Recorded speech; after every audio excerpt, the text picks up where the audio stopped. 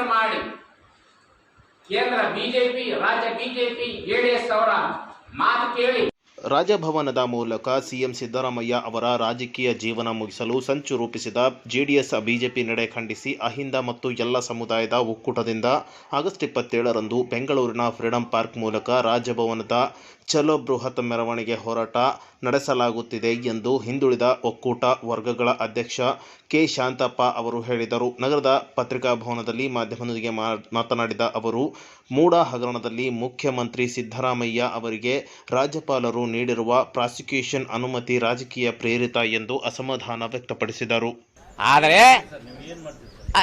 ಆದರೆ ಈಗ ಗವರ್ನರ್ ಮುಖಾಂತರ ಅವ್ರನ್ನ ಮುಗಿಸಬೇಕಂತ ಹೇಳಿದ್ರೆ ನಾವು ಅದಕ್ಕೆ ಒಪ್ಪೋದಿಲ್ಲ. ನಾಳೆ 27ನೇ ತಾರೀಕು ಬೆಂಗಳೂರಿನಲ್ಲಿ ಬೃಹತ್ ಪ್ರತಿಭಟನೆ ಸಭೆ ಮಾಡ್ತಾ ಇದ್ದೀವಿ. ಅದಕ್ಕಾಗಿ ಕರ್ನಾಟಕ ರಾಜ್ಯದ ಎಲ್ಲ ಶೋಷಿತ ಸಮುದಾಯದವರು, ಬಡವರು, ರೈತರು, ಕೂಲಿಕಾರರು, ಎಲ್ಲ ವರ್ಗದವರು ಅಲ್ಲಿ ಭಾಗವಹಿಸ್ತಾರೆ. ರಾಯಚೂರು ನಗರದ ಕನ್ನಡ ಭವನದಲ್ಲಿ ಶ್ರೀಮತಿ ವಿಮಲಾಬಾಯಿ ನಿಜಾಮಕಾರಿ ಪ್ರತಿಷ್ಠಾನ, ಜಿಲ್ಲಾ ಕನ್ನಡ ಸಾಹಿತ್ಯ ಪರಿಷತ್ತು ಮತ್ತು ಡಿ ದೇವರಾಜು ಅರಸು ವಿಚಾರ ವೇದಿಕೆ ವತಿಯಿಂದ ಇಂದು ಭಗತನ ಪದಗಳು ಕೃತಿ ಬಿಡುಗಡೆ ಸಮಾರಂಭವನ್ನು ಆಯೋಜನೆ ಮಾಡಲಾಗಿತ್ತು. ಇನ್ನು ಈ ಒಂದು ಕಾರ್ಯಕ್ರಮದಲ್ಲಿ ಭಾಗವಹಿಸಿದ ಹಿರಿಯ ಸಾಹಿತಿಗಳು ಆದ ನಿಕಟಪೂರ್ವ ಅಧ್ಯಕ್ಷರು ಆದ ಡಾಕ್ಟರ್ ಬಸವಪ್ರಭು ಬೆಟದೂರ್ ಅವರು ಈ ಒಂದು ಕೃತಿಯನ್ನು ಲೋಕಾರ್ಪಣೆ ಮಾಡಿದರು. ಈ ವೇಳೆ ಹಲವು ಜನ ಹಿರಿಯ ಸಾಹಿತಿಗಳು ಉಪಸ್ಥಿತರಿದ್ದರು. ತಮ್ಮ ಪತ್ನಿಯನ್ನು ಕುರಿತ ಒಂದು ಕವಿತೆ ಇದೆ. ಇವರು ಕವಿತೆ ಅಲ್ಲ ಅಂತಿದ್ದಾರೆ.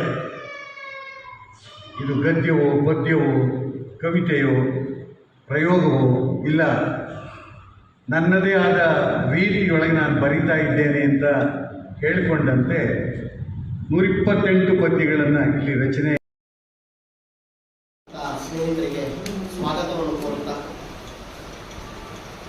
ಆಕ್ಸ್ಫರ್ಡ್ ಸಮೂಹ ಸಂಸ್ಥೆ ಮತ್ತು ಪದವಿ ಪೂರ್ವ, ಪದವಿ, ಸ್ನಾತಕೋತ್ತರ ಇವರ ಆಶ್ರಯದಲ್ಲಿ ದಿವಂಗತ ಶೇಷಯ್ಯ ಶ್ರೇಷ್ಠಿ ರವಡುಕುಂದ ಇವರ ಸ್ಮರಣಾರ್ಥವಾಗಿ ಮರುಜೀವ ರಾಜ್ಯ ಮಟ್ಟದ ಪ್ರಶಸ್ತಿ ಪ್ರದಾನ ಮತ್ತು ಪ್ರಥಮ ವರ್ಷದ ವಿದ್ಯಾರ್ಥಿಗಳಿಗೆ ಸ್ವಾಗತ, ಅಂತಿಮ ವರ್ಷದ ವಿದ್ಯಾರ್ಥಿಗಳಿಗೆ ಬೀಳ್ಕೊಡುಗೆ ಹಾಗೂ ಘಟಿಕೋತ್ಸವ ಪ್ರಶಸ್ತಿ ಪ್ರದಾನ ಸಮಾರಂಭ ಕಾರ್ಯಕ್ರಮವನ್ನು ಸೆಪ್ಟೆಂಬರ್ 4ರಂದು ತಾಲೂಕಿನ ಸಿಂಧನೂರು ನಗರದ ಸತ್ಯ ಗಾರ್ಡನ್ನಲ್ಲಿ ಏರ್ಪಡಿಸಲಾಗಿದೆ ಎಂದು ಆಕ್ಸ್ಫರ್ಡ್ ಸಮೂಹ ಸಂಸ್ಥೆ ಸಂಸ್ಥಾಪಕ ಅಧ್ಯಕ್ಷ ಎನ್ ಸತ್ಯನಾರಾಯಣ ಶ್ರೇಷ್ಠಿ ಹೇಳಿದರು. ಹಾಗೂ 3 ರಾಜ್ಯಗಳ ಒಂದು ಜನರ ಜೀವನಾಡಿಯಾಗಿರುವಂತಹ ತುಂಗಭದ್ರಾ ನೀರನ್ನು ಒಂದು ಉಳಿಸಿರುವ ನಿಟ್ಟಿನಿಂದ ಹಿಂದೆ ಸುಮಾರು 4 ವರ್ಷಗಳಿಂದ ನಮ್ಮ ಸಮೂಹ ಸಂಸ್ಥೆಗಳ ವತಿಯಿಂದ ದಿವಂಗತ ಶೇಷಯ್ಯ ಶೆಟ್ಟಿ ಮೇರು ಜೀವ ಪ್ರಶಸ್ತಿಯನ್ನು ಕೊಡ್ತಾ ಬಂದಿದ್ದೀವಿ.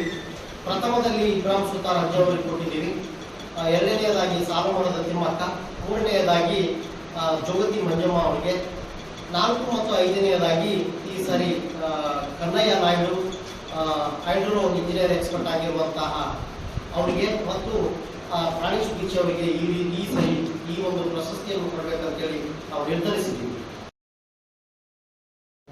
ನಾನು ಇದನ್ನು ಮುಂದಿಸ್ತೇನೆ. ಮೂಢ ಪ್ರಕರಣಕ್ಕೆ ಸಂಬಂಧಿಸಿದಂತೆ ಮುಖ್ಯಮಂತ್ರಿ ಸಿದ್ದರಾಮಯ್ಯ ವಿರುದ್ಧ ಪ್ರಾಸಿಕ್ಯೂಷನ್ಗೆ ಅನುಮತಿ ನೀಡಿರುವ ರಾಜ್ಯಪಾಲರ ಧೋರಣೆ ಖಂಡಿಸಿ ದಿನಾಂಕ 27ರಂದು ರಾಜಭವನದ ಚಲೋ ಪ್ರತಿಭಟನೆ ನಡೆಸಲಾಗುತ್ತದೆ ಎಂದು ಕನಕದಾಸ ಉದ್ಯಾನವನ ಸಮಿತಿಯ ಅಧ್ಯಕ್ಷ ಕೆ ಆಂಜನೇಯ ನಗರದ ಪತ್ರಿಕಾ ಭವನದಲ್ಲಿ ಪತ್ರಿಕಾಗೋಷ್ಠಿ ಮೂಲಕ ಹೇಳಿದರು.